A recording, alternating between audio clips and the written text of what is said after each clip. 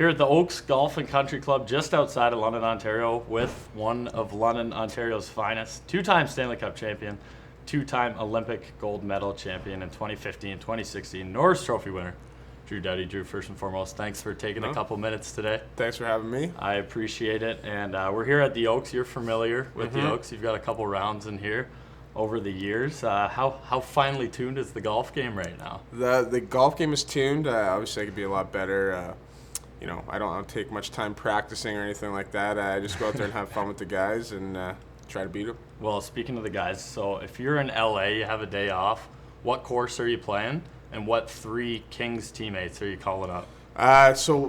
We got a lot of options for courses out there. My favorite course out there is Riviera, and I don't know, the pros come there. We get to go watch them play. So it's just a beautiful course and really tough. And the three guys I'd definitely call up are Trevor Lewis.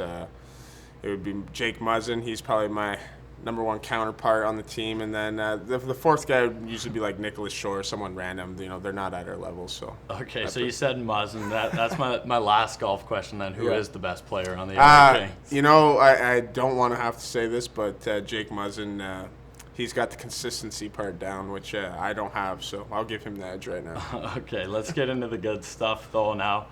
New head coach, new general manager.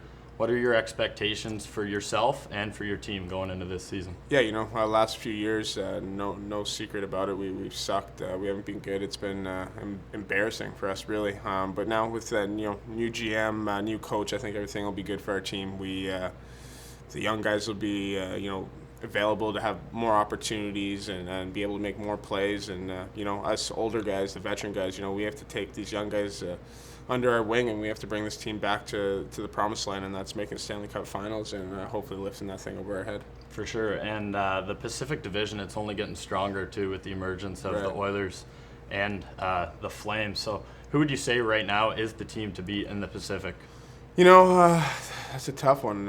There's so many good teams. Edmonton is the type of team where I think throughout the season they're probably going to come close to the top of the division and maybe come in first. But I think when it comes to playoff time, I think you really got to watch out for a team like San Jose and Anaheim because, those big, physical, strong teams that still have really talented players. Those are the teams that are tough to play in playoffs. For sure. And speaking of those talented players, I know this is kind of a difficult question, but the three most talented, you think, forwards in the Pacific Division, the three toughest guys for you to defend? Okay.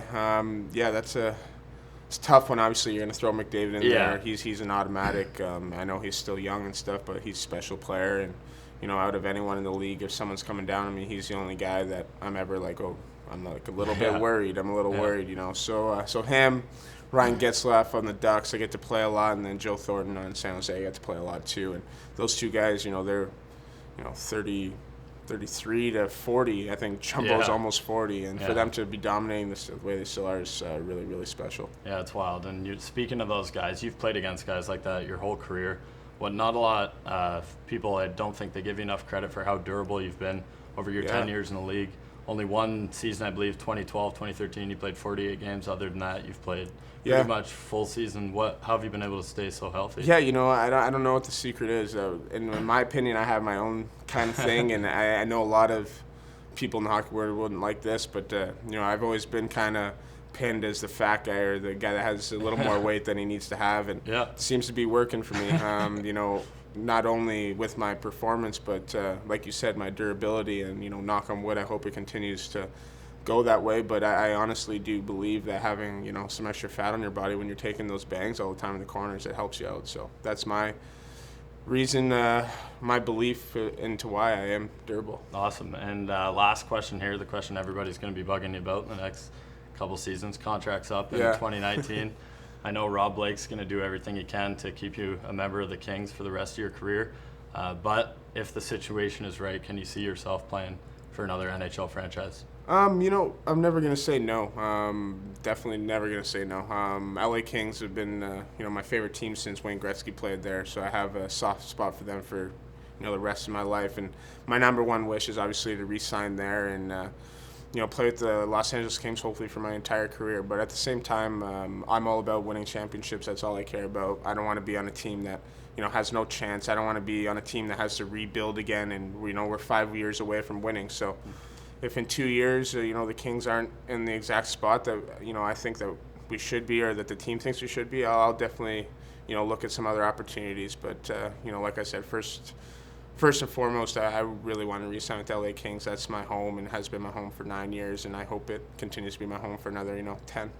Awesome. Well, thanks for taking the time today, Thank you Drew. So much. I really appreciate it, and hopefully you get a couple more rounds in before the summer's over. And for sure. Best of luck to you and the Kings this coming season. Thank you.